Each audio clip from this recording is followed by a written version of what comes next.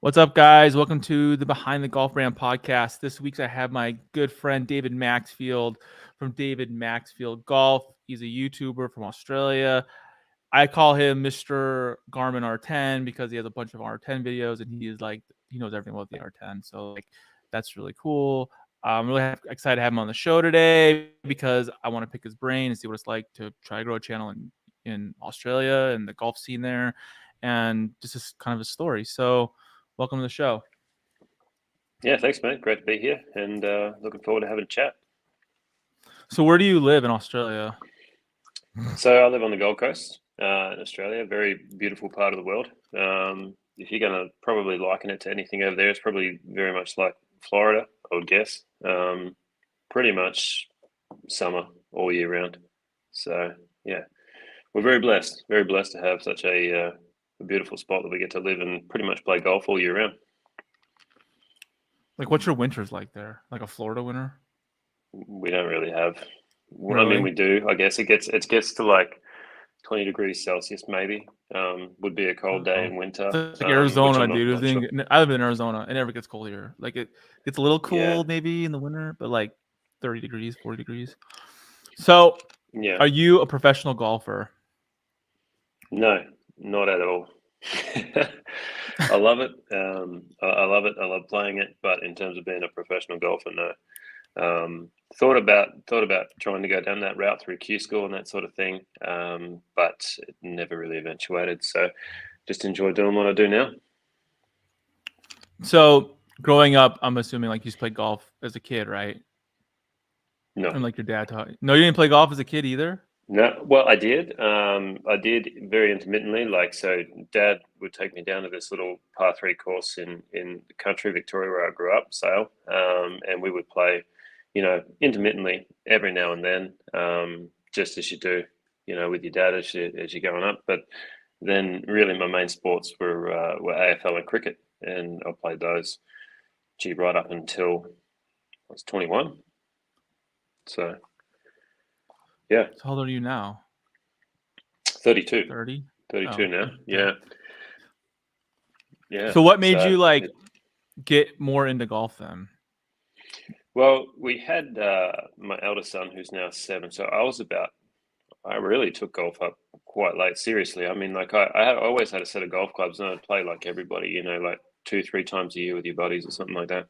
But then when I was about uh, 25, we had our son Zeke, and so I didn't play golf for like 3 years. Until he was about 3, and then I really picked it up then. So I really picked it up like 27, 28. I went and got my first golf membership. Um, and just I think the nature of the way that I used to play sport, I always tried to play at the highest level. So I just got addicted to it, played every single day, and tried to get better and better and better. So yeah, definitely wasn't something that I was serious about from a young age at all. I loved it, always loved it, loved watching it. But my main sports were AFL and cricket. You love the NFL? AFL. Oh, AFL. I NF, love NFL. yeah, I was like, you like that's different. yeah, yeah. So, when did you start like your YouTube channel? I'm gonna say when I was at a guess, because I'm not very good with time when it goes like that. I think I was about 29, 30, so maybe like 2.5, 3 years ago. And that was very average stuff, really. Like, I mean, course logs, just using my iPhone, whatever number it was. I think it was like a 10 back then. And just sort of doing some stuff, putting some stuff up. Really just for myself and because I just love playing golf, so I just documented it. And then it started to turn into getting a little bit more serious. And then yeah, I really love it now. I've sort of found a bit of a hobby that's become really an important part of my life, to be honest with you. So, your initial videos were they golf videos? Like you're Yeah, doing now, same style? yeah, yeah. Different, I think, because I didn't have what I've got now, like the indoor simulator and the Garmin R10 and a bunch of other things. But it was just going out on the golf course, playing rounds. So I did some ball reviews early on. Just that sort of thing. I think pretty much the way that anybody starts, you look for the cheapest thing that's going to be important to people. That's generally golf balls. You can go and review golf balls. So I started doing that, and then just slowly progressed my way up and got more and more serious with it as it went along.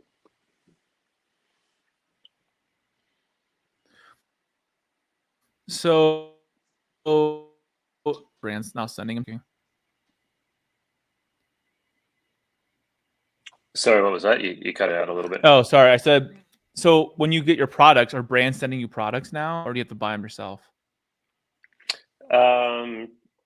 Mostly I'll have them sent, which is good. And that also kind of, it doesn't narrow the content. Narrowing the content is probably the wrong word. It gives the content direction, I guess, as to what I'm doing and who I'm affiliated with and those sort of things. So I think as you start, you're more than happy to go and do anything and everything because it creates more content and that sort of thing. I actually like being affiliated with brands. I like growing within those partnerships and strengthening those because I think that, brands like, say, Garmin, for example, I mean, they're always going to bring out new products. They're an incredibly innovative brand, just like Callaway as well. You're always going to have market-leading products from those brands that you get to test. And one of my things is that I never wanted to test and review products that I actually wouldn't use personally, just for the sake of testing and reviewing them. And if I did review a product and I thought that it wasn't necessarily up to scratch or worth the money, then I'd relay that back to those brands and I wouldn't review the product, or I would review it, but I'd just review it privately because, I wanted them to get my honest feedback. But at the same time, I'm not gonna, go and take somebody's hard-earned work on a particular product and bash it on a YouTube video either. So that's how I was too. That's how with the site. That's how I am. Like I've had people like give me products. I've tested it. They've been horrible. Whatever it was, not tested, but like used it or whatever it might have been. And I would just be honest with the person, and I'd be like, "Look, dude, this is really like not up to par. Like, you need to get back to the drawing board, or like, just because I don't want to burst someone's bubble, but I also don't want to be a jerk about it either. And like." Be honest and say, hey, if you did this and this and this, then send it back to me or whatever it was. That's kind of how I am 100%. And I think there's a bit of a difference if a product has a negative point to it or something that you wish would be better, but the rest of it is still really usable and really good. You can be honest about those things and throw the video out there. But yeah, like you mentioned, there have been products that I've tested as well, and I've kind of thought, I personally wouldn't use this product, so I'm sorry, but I'm not going to promote it in that way. And here's my reasons and thoughts as to why. Because people can get like that, like when you're reviewing products all the time and you're putting them on YouTube, people can think, oh, you say good things about every single product. And it's like, well, you're a sellout. Yeah, I do. Yeah, like they're paying you to say that. It's like, no, they're not paying me to say that. Yeah, that's right. And it's like, yeah, I do say good things about all of the products that I review because otherwise they literally don't make a YouTube video. Yeah, like every product you review is like complete garbage, and you're like, "This thing's crap. Don't buy it." Like, yeah, come on now. I mean, you always can find redeeming qualities in a product, right? It might be like, "Hey, I wish it did this or whatever." I mean, one time I was testing a Rapsodo versus a Mevo, and like literally the numbers were the same, right? Like, I mean, they're essentially, and the price point's the same.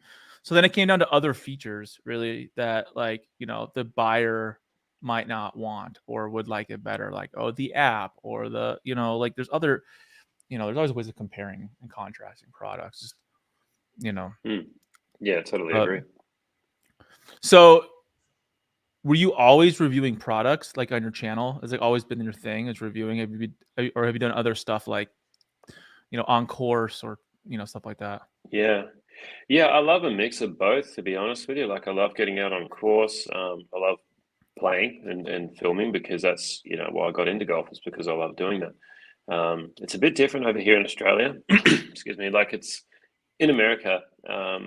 even when we were over there, like you go over there and people are all more than willing to jump in on whatever you're doing and sort of become part of it. Here we're a little bit, I'm going to say a little bit more individual, whereas we kind of like doing our own thing. And there's not too many guys who'd be like, yeah, I want to come and feature on your YouTube channel. Let's have a match together and do all that kind of stuff. So that's where it kind of gets tricky with the encore stuff. Because when it's just me playing, or if you're just watching someone on YouTube that's an individual playing a golf round, It's hard. that is hard. Like it's really Dude, hard. I've done it.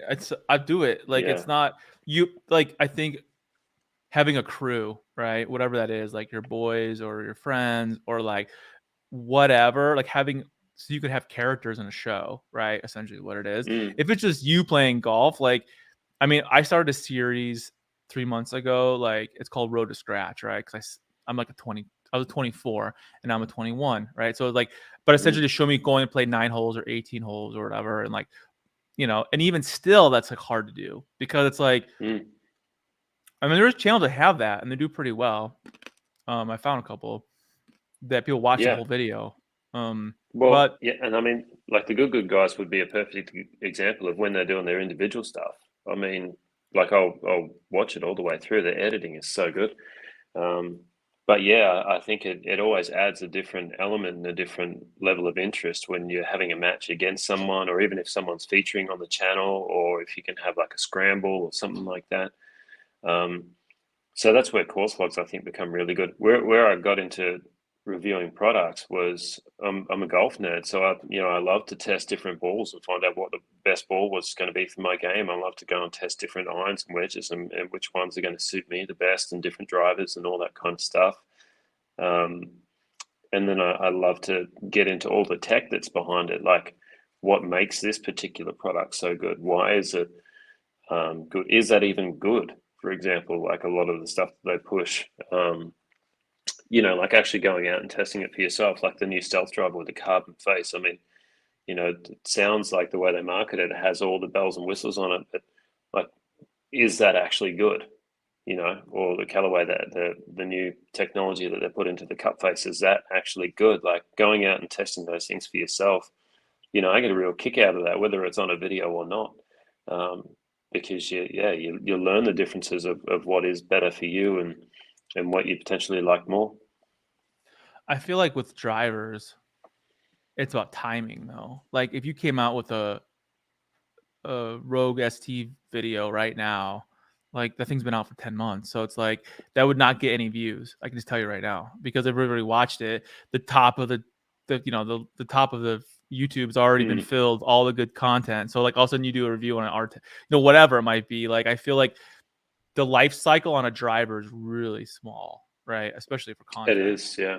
Well, Like I now didn't know that. most companies now have got two lines of drivers, so they can release one every year, and it's a different line. Like Callaway does it; they've got their Rogue, and then they've got their Mavericks as well. They've also got the Epics. So like they rotate those drivers, and then you get a brand new driver every single year for people to review. But you need, but Yeah, I think like as a reviewer, you need to review it like within the first 3 weeks it's out, essentially. Like because I yeah, think no one's searching for that golf club in September, right? Like I mean they are, but they're gonna see Rick Shields and like a million other people that are huge subscribers have already reviewed it back in January. Like that has 1 million views. Like I'm not gonna watch David's video on the like it wouldn't even show up on the list. I mean, mm, I'm speaking from experience because I did like last summer, I did 16 different drivers. I made every single driver that was out there, right? But I did it in August, September. Like nobody's looking at drivers in August, September. Like I wish I had no. that back in like January. But so what do you find to be like the best products to review? Like they have a good life cycle. Well, the Garmin R10 has definitely been that for me because there's so much that can get added to it, and that's one thing about a software product that you can review is that software can always be updated. Like when the Garmin R10 first came out, I mean there was reviews on it, but then within 3 months it was almost a completely different unit with the updates that Garmin had put in, the advancements that they'd made to get it more accurate, and then the introduction of Awesome Golf being an approved app for Garmin to use that you can integrate with as well. Like all of those things made a massive difference. And then along the way, there's different aspects added to it that are new. So like every time that there's a new update, all of a sudden that creates new interest because there's new features within the app. All the RCT balls are now approved. So, that creates more interest in it as well because people want to see what are they more accurate than A lot more people own it a now normal too. ball. Yeah, so they can say, Yeah. "Oh, does it even work? Should I go buy that, or is it like And I think that's the thing that the R10 has done, and it's really kind of taken the world by storm, is because it's given the average income earner, the average home golf user, just the average weekend warrior, an option of having a launch monitor in your backyard, which is just crazy. Like, I mean, the price of it is like in Australian dollars here, it's $879. Yeah, it's $599, which is like nothing. I mean, for a Yeah, long. And I mean, because if and you test, against other products that are out there, like I'm an R10 fanboy, like already, and I've only had it for a couple of weeks, and I'm just like, this is the real deal because some of the other brands, I'm not going to name them right now, but like like their apps suck, like they're horrible. It's like an app from 4 years ago, right? And you're just like, you have a cool product that works, but like your technology's old, and then you have Garmin R10, which is like literally playing a video game and with a ton of yeah, information. That's only $600. Like that's not much money. and Like a driver. even with Home Tier Hero, I mean, I know it can get a little bit cartoony when you're playing the golf rounds, but like you can play any golf course basically in the world. So if there's a golf course that you've never seen before and you're going to play it the next day or you're going with your buddies or something like that, I mean, you can go and put it on and you can go and practice that golf course and get an idea. Obviously, it's not going to be exact because the graphics are still, cartoony, but you can get somewhat of an idea as to how the course plays and what distances that you're going to need to hit. Like it's really incredible. And so to answer your question, I think those kind of products always really do well. I think they have a longevity, a long lifestyle. Um, but then we've got to, the difficulty as YouTubers is keeping everything fresh, right? Not rehashing the same thing over and over again, not going through the same way that we review products or the same way that we do things. So, each driver A new review should, element to it. Like, yeah, like I saw you did that one last week of like you made your own stickers for the metal stickers, right? Like how to make your yeah, own, yeah. right? I Like got that idea I from a subscriber. yeah, so it's like, I totally agree though. I think the tech is the best way to go, at least in product wise, because there's always updates. There's, I, I I think it all depends on the brand too, because there's sometimes these brands don't update their stuff or they do a software update, but nobody cares because the app still sucks. So it's like, great, you updated how it reads. I mean, I don't really know. Like, Mm. um, but I Yeah, think that's a good one. Brands are massively important with what you're reviewing. There's always going to be hot 100%. brands in the market, and they're not. So yeah, Yeah, like especially if the brand's not like they're a good brand, but they're not mainstream. Like Garmin's very mainstream, right? Because they touch in so many other um, sports, right? So like, and they're kind of the gold standard when it comes to products. So it's like, I mean, I remember I had Gabe Aluisi on like a year ago from Let's Play Through. We were talking about it, and mm. like he got in the R10 before anybody got the R10, and Yeah, like his I channel. don't even know how he released that. Then I thought that was under I know embargo how. when I'll tell he you. I know released that. how. But he got it But like when it was already sold out. Like I was trying to get it. I actually had Rap Soto out here, and we were doing videos together with Rap Soto, and we were trying to get a Garmin R10, and we were calling everywhere. And I was calling everybody I knew, and nobody's like, "Oh, we don't have it. Nobody has it." Like you couldn't call Garmin to mm, get it. Like, but he had it. He had the only one, I guess, in America. But like he was yeah, telling me about that, and how like he said he told me, he goes, "I just knew this was gonna blow up. I already knew it. Like as soon as I posted this video, and it did. I mean, it yeah. because." Well, that was one of his kind of breakout videos for his channel, wasn't it? Yeah, because he was like, yeah, it was. He said that. It was like he was at 4,000 and then he went to like 20 or whatever, like, in a matter of months because he had a good content. And I think that's really true with anybody out there wanting to do YouTube is that like, it just takes that one video, whatever that video Mm, is, that could really change your channel. Um, so it's like, yeah, it's grindy and you do a lot of stuff and la trial and error, but someday you'll find the gold. But mm. I mean, I like the R10 a lot. I think a lot of content. I mean, you've already built a lot of content around the R10. Like, how many videos do you probably have? Like 20? Probably. No, I think it's more like 90. Really? I think it's more like 90 to either to have it or to have it featured in the videos to something that I've done. Yeah, yeah, it's definitely up there from where I started. Obviously, when I first started, they're nowhere near as popular as what the more recent ones are. But yeah, it really opened up an avenue for me doing a lot of the videos from home to just create so much more content. So I used it constantly. Um, Actually, my mum bought me the Garmin R10, so technically, if it wasn't for her, I wouldn't be doing really any of this. So she bought me the Garmin R10, and That's a good yeah, mom. yeah, You yeah, should ask your mom to buy it for you last August when it first came out, and then you would have been like 40,000 yeah, subs right now. yeah. Well, I didn't get it too long after it was released. Actually, it might have been a couple months. I think maybe Really? 2 or 3 months after it was released. Yeah, Dude, it took forever to get it. Like it was sold out yeah. in America till like January, I feel like. Like unless you had pre-ordered it or bought it in like August, like people were not getting it until November or December. Well, I think the problem was here is that Let's Play Through did their review, and I immediately called the pro shop and said, put my name down for one. But I think it took like even 3 months, maybe after that, or 4 months before we even got a first lot of shipment here in Australia. Okay, I could be So wrong, but I'm just trying to did recall she it. buy it from Yeah. 24/7 Golf? No, no, no. I got it Oh, from Drum and see. Golf. I didn't even know those guys then, actually. But yeah, that's been a great relationship as well. Let's talk about 24/7 that for Golf, a and minute. Like I had Igor on the show last. Well, actually the episode posted to this week, but I had him on the show a couple weeks ago. yeah. So let's talk about them. Like they have, it's really cool what they're doing. Like they're making Mm. affordable in-home simulators essentially. Like It's nuts. DIY already Yeah. done for you. All you need to do is add the launch monitor. Yeah, I've got I got a bunch of content that's actually going to be coming up with those guys. So I'm going to be moving house in a few weeks as well. So a bit of a spoiler alert, but it's going to go through and show the DIY of the 24/7 golf simulators and taking it down and setting it back up again, and how much easier that actually is.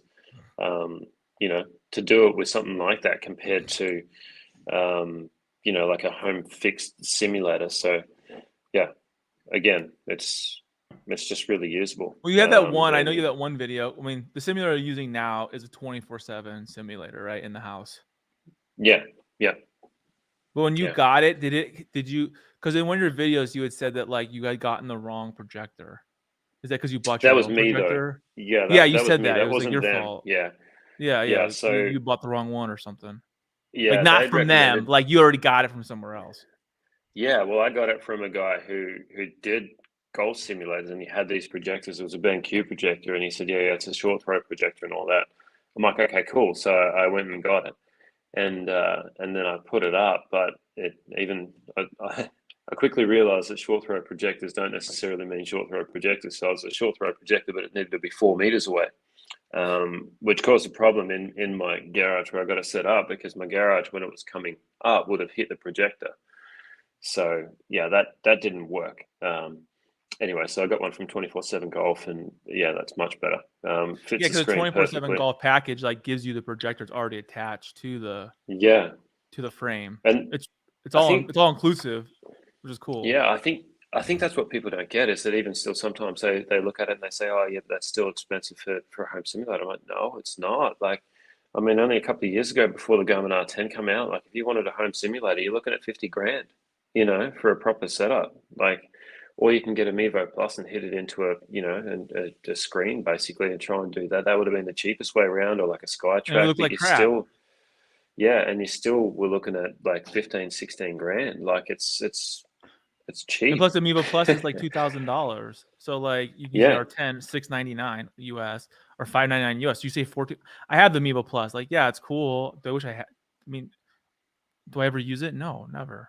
You know what I mean? Like, so Yeah, now what do I do with it? I didn't see the benefit, to be honest, of the Mevo Plus over the Garmin R10. I mean, the amount of data that the Garmin R10 gives you, and it's accurate. I tested it myself against GC Quad as well in a simulator bay, and it was spot on. In fact, the only one that wasn't spot on which has probably been fixed now anyway, was the wedges. I think the spin rate on the wedges was like 900 RPMs less on the R10, but I didn't have the dots on the wedge for the GC quad. So, there's kind of discrepancy there. However, the rest of them were like literally spot on. I think the driver carry distance was within a meter, which is just nuts. Like, It's nuts. yeah.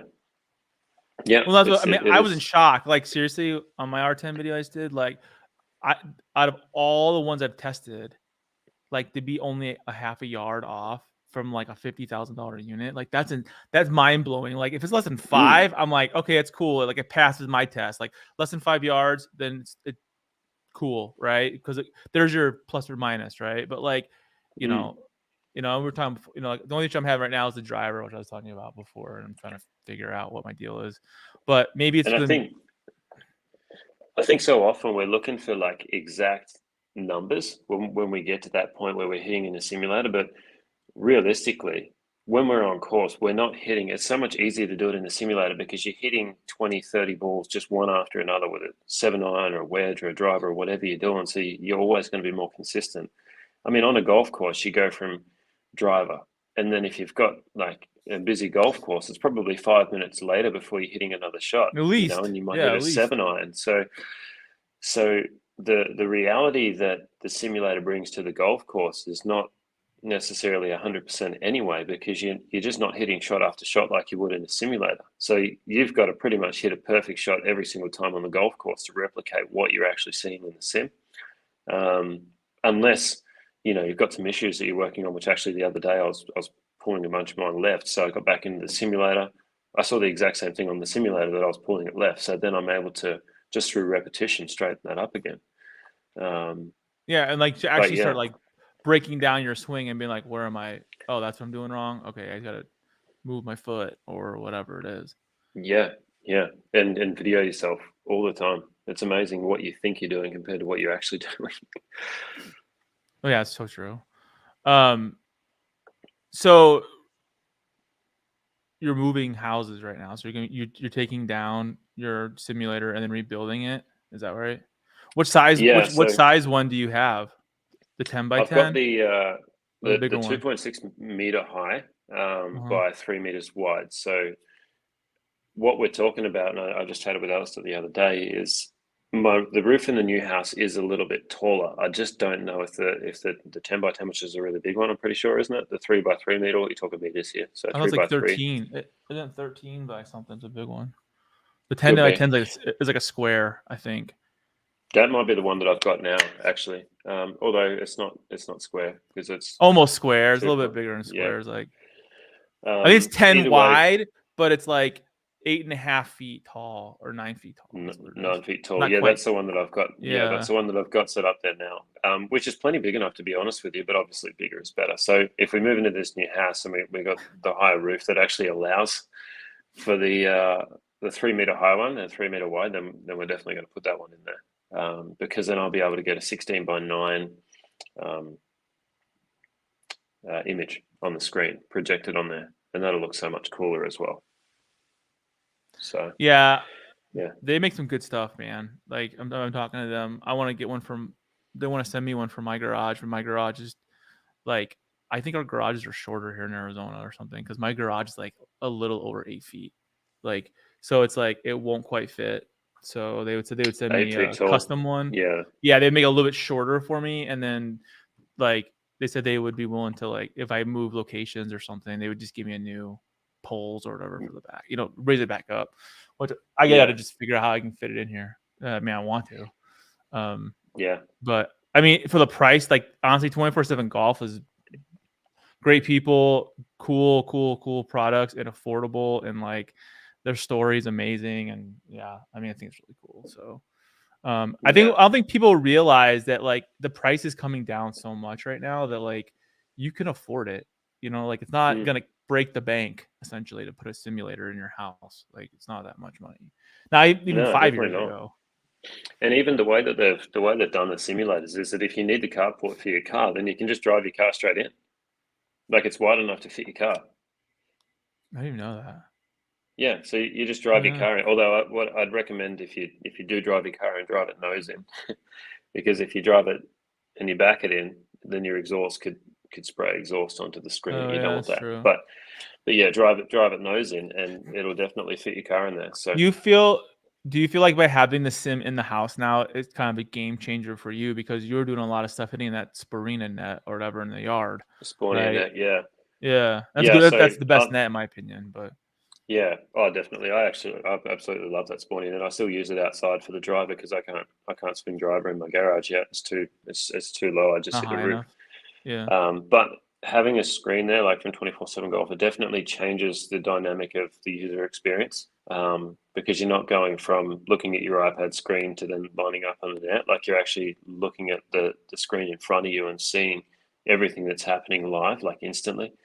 And that's so cool. Like just that experience alone is worth it, in my opinion. And it makes it so much more realistic to visualize a shot in front of you and then try and hit it.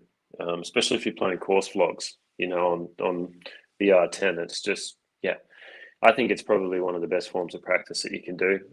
Coming into the summer here, it's kind of like our wet season, so we have like 2 or 3 rain days out of a week. So to be able to just get in there and still get practice done over the weekend if I'm not playing is yeah, it's just invaluable, really. Yeah, I totally agree. I mean, I think it's cool having one. Like I don't have one right now, but I mean, I go to a place that has a sim I can use as of right now. But even being able to go do that and then test it, test the actual equipment against the high end units the best. So Mm, what? So who does all your editing? Do you do all your editing yourself? You hire somebody? me. Yeah, no. That's a lot of I work. do all of my editing. Um, that's the longest part, I think, of doing a YouTube video, and it's probably what a lot of people um, don't get is that outside of actually Oh, it's doing so the much work. videos, you've still got a whole lot of editing. And then outside of that, like I have, like where I am now, like I have a full-time job as well. And And kids. I work, yeah, 3 kids. So I got a full-time job. I got a wife and 3 kids. She's amazing, by the way. That's why I can do what I That's like do. me too, So man. Yeah, yeah, exactly. There's no way. shout out to my wife. She's so patient with me. Like, I mean, she could easily tighten the screws if she really wanted to, and I'd have to slow down this a lot. But yeah, thankfully, yeah, she allows me to do everything that I do, which is really, really cool. So yeah, but yeah, It's I like mean, your outside of hobby.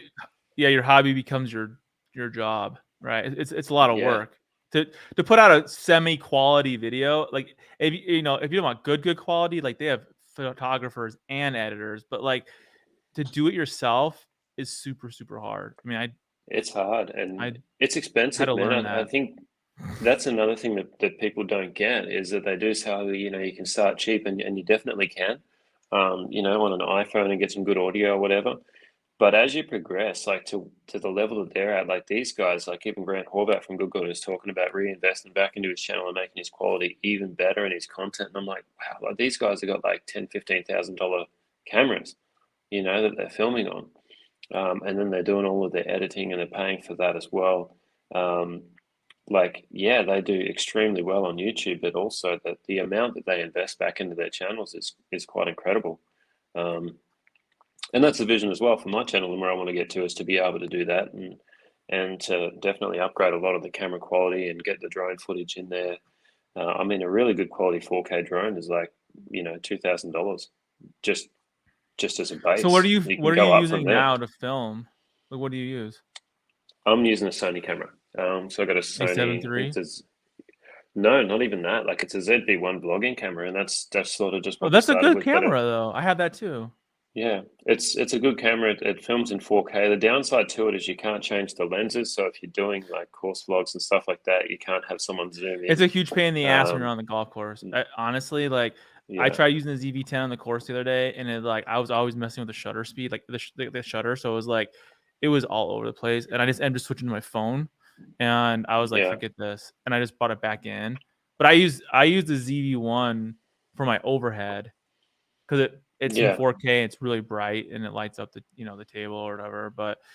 And then I bought it used on like OfferUp, which is like secondhand through some guy made it at yeah. Starbucks, They've got They've got really good autofocus, but then when it gets into it and you actually want to like do the color grading and all of that sort of stuff, that's where it gets a bit tricky because of the light that it lets into the lens, and you can't change the lens. It's got like a built-in ND filter again, which is cool, but it's not a proper ND filter. So No, it doesn't even work, dude.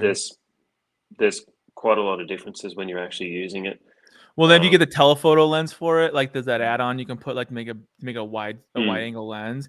But if you do that, like then you have to what I found is when I did that, you have to buy a ND filter for it, like a real ND filter that screws on it. So it's like it almost becomes like that's what they came out with the ZV-10, so you can switch out the lenses. But that's still $1,000 for that camera. I mean, that's $1,000. Yeah. So I don't think you need to go like excessive, but it is definitely helpful to have, you know, high quality gear, especially audio. Like Sound and the amount of audio. times Audio is key. yeah, Yeah.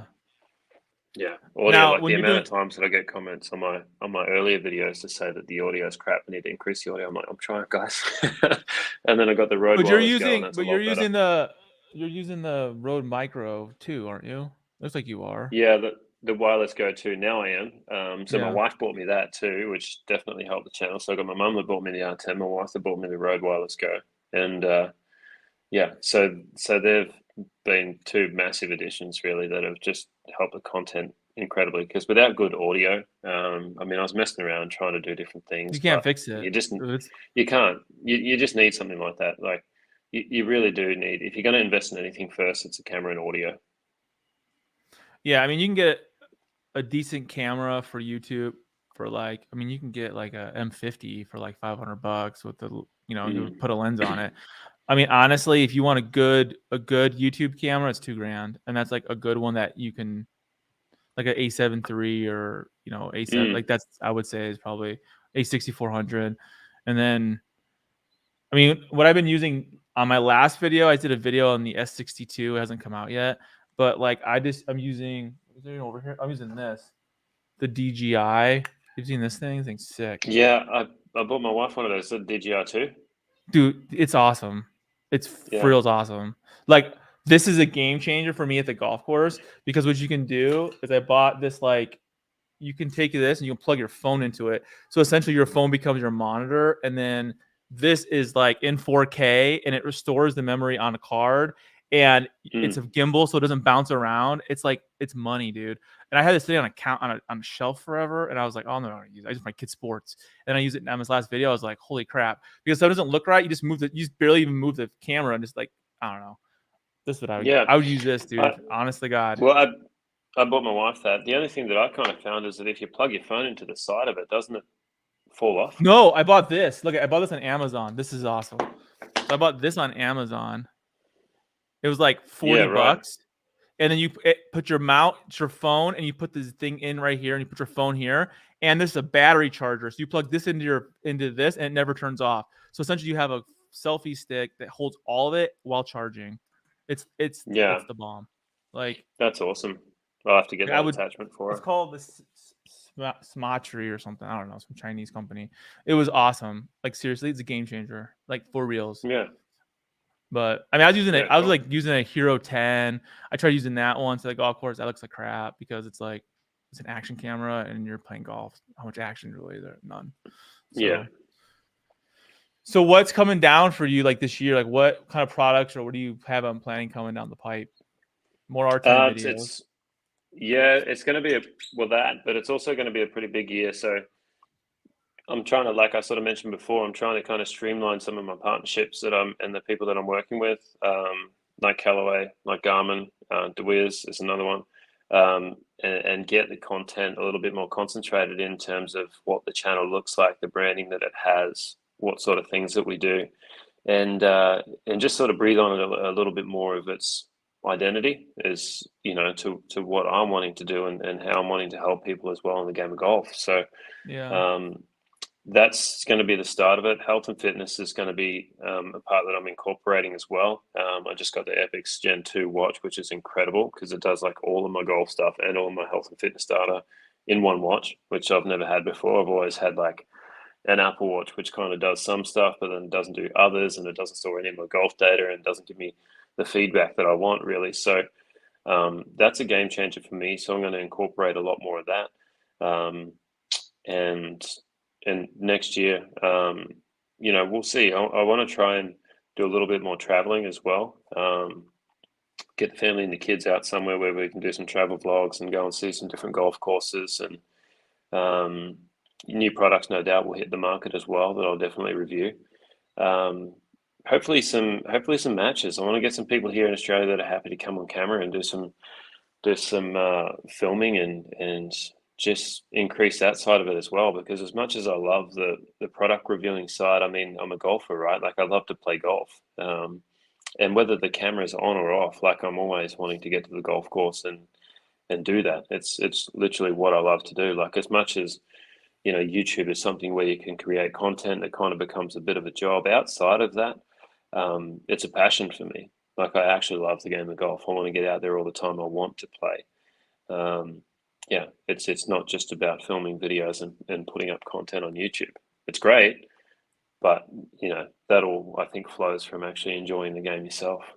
So yeah. Yeah, I think the hardest part with like on-course stuff is like having a independent shooter. You know what I mean? Like that's not you or the guy you're playing with, but like someone who's just taking it all in. Like because then it's like, okay, cool. If not, it's like you're just running around with the tripod essentially. Yeah, Which I don't that's want where it that. becomes tricky. Like you can't get any of those. You can't even play. Intermittent shots, really, like where the nice scenery or kangaroos run through the with the ball course dropping on the green or whatever. It's like every shot from Yeah. behind, essentially.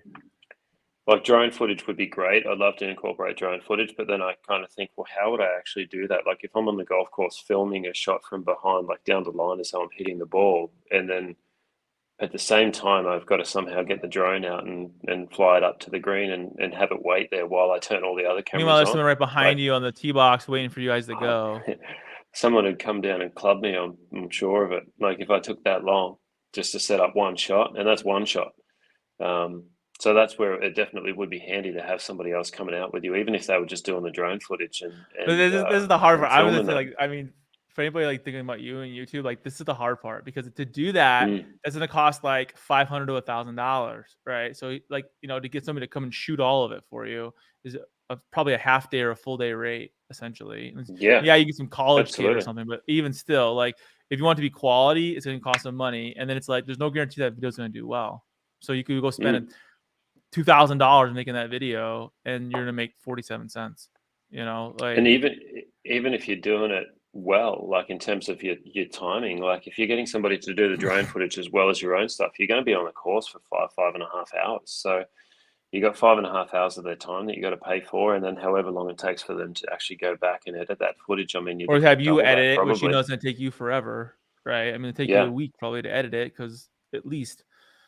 Mm. Yeah, I played golf last month with the guys from Devereaux clothing company. They're here in the Valley, and I'm really good friends with them. And like, I just shot on my iPhone the whole game, and it was fun to do. But they were giving me a hard time. They're like teasing me, whatever. Like, oh, get that on video, get that on video. But like, it was still hard because like I think it would have been so cool if I had like somebody shooting all of us playing together, and we had a foursome that turned to a sixsome. So it was like it would have been so much fun. It was like, and some of you guys are really good, and like I wish I could have shot that. Not like I feel like when you're filming yourself, you're playing hurry up golf, right? It's like I take my shot, I gotta set up my shot. So I mean, who does your thumbnails? Do you do your thumbnails? Me, yeah, and sometimes they're good, sometimes they're not good. I mean, I think I it's think they're probably good. one I of the think they're good, hardest man. things. I think Yeah. your thumbnails are good. I think they're like they're consistent. It's not like you have a different design in every single one. Essentially, it's like you Yeah. have a theme. I tried to do that just so, because you notice with a lot of the really good YouTube channels, they will have that. Like they're all consistent. I mean, they've got variations to the thumbnail, but like just at a glance, oh, that's one of so and so's YouTube videos. Let's go watch it. And it kind Right of like away. golf test. Yeah, like golf test on me. I mean, he's a perfect example, right? Like as soon as you see a thumbnail, you know that it's his, like bright yellow, right? Like or bright red or a flat color in the background with his face and his golf test dummy logo there. Like you just know that that's going to be his video, and it becomes eye catching for people because the drawing Especially at they like TXG your is another one. yeah. Like TXG is a good example too, right? Like, Yeah. I mean, you just know by looking at it's black. Okay, you know it's TXG, right? Or Yeah. Rick Shields, you know it's gonna be Rick, and it's gonna be like the product right in your face, and you know, that's the hard part. Image of Rick's face on there somewhere, you know, like the stuff that he's done in YouTube is incredible. But yeah. Yeah. Well, I'm a fan. I love what you're doing. I don't want to take up all your day. I know you have to work since it's the morning there.